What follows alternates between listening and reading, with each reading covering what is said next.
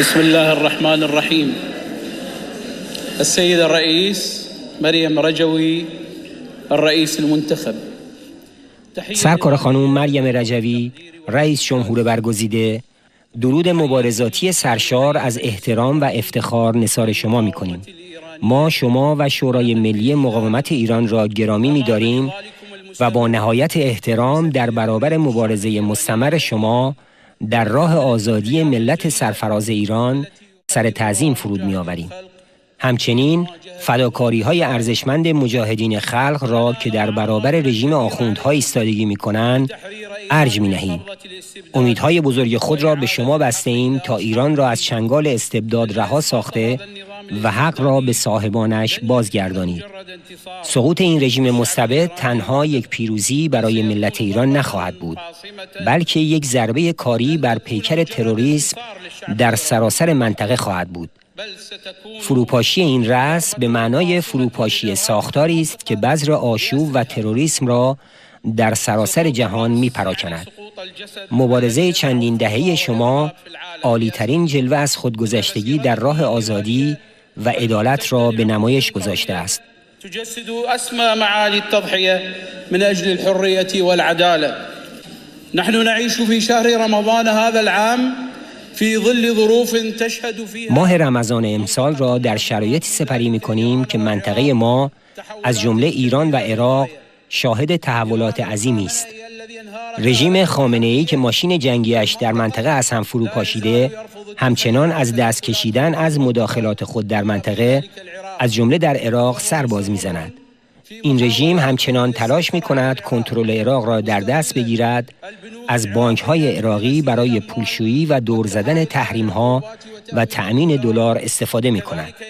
همچنین در تلاش است تا از انحلال شبه نظامیان وابسته به خود و گروه‌های هشت شعبی جلوگیری کند. كذلك يسعى حاليا في العراق لمنع حل الميليشيات الولائية وميليشيات الحشد الشعبي. لقد قال الخامنئي في لقائه بما يسمى برئيس الوزراء العراقي أن الحشد الشعبي يجب أن يبقى. خامنه‌ای در دیدارش با به اصطلاح نخست وزیر عراق تصریح کرد که هشت شعبی باید باقی بماند. اگر این فرصت به رژیم داده شود، نیروهای خود را در منطقه بازسازی خواهد کرد. رژیم آخوندها که بقای خود را از طریق ایجاد گزینه‌های جعلی و بی اثر در داخل و خارج از ایران تضمین می‌کند، تلاش دارد با تبلیغ بچه شاه توجه مردم را از قیام‌های مردمی منحرف کند و تصویری خیالی از دوران سلطنت شاه برای نسل جوان ارائه دهد تا شاید آنها را از جایگزین واقعی یعنی سازمان مجاهدین خلق دور سازد و در نهایت قیام را سرکوب کند، در حالی که خود بچه شاه تغییر را از طریق برخی عناصر سپاه پاسداران دنبال می کند. اما ملت ایران نه دیکتاتوری شاه را می خواهد و نه نظامی مشابه رژیم آخوندها را.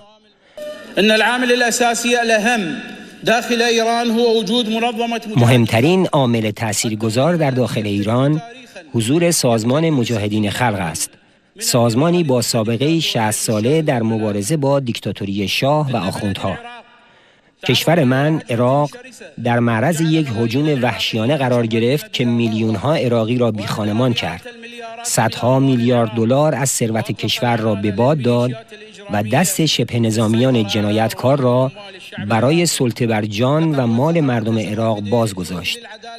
مرکز بین المللی رافدین برای عدالت و حقوق بشر در ژنو 460,000 مورد نقض حقوق بشر را ثبت کرده است، جنایاتی که پس از اشغال عراق رخ داد. هذه الجرائم كانت من خلال ما بعد الاحتلال.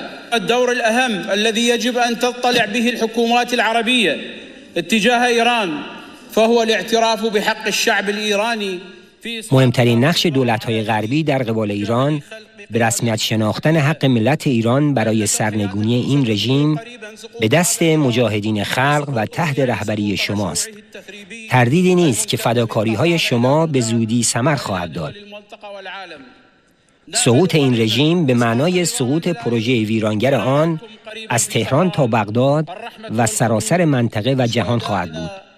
ما امیدواریم که به زودی شاهد سرنگونی رژیم آخوندها باشیم و شما را در تهران ملاقات کنیم.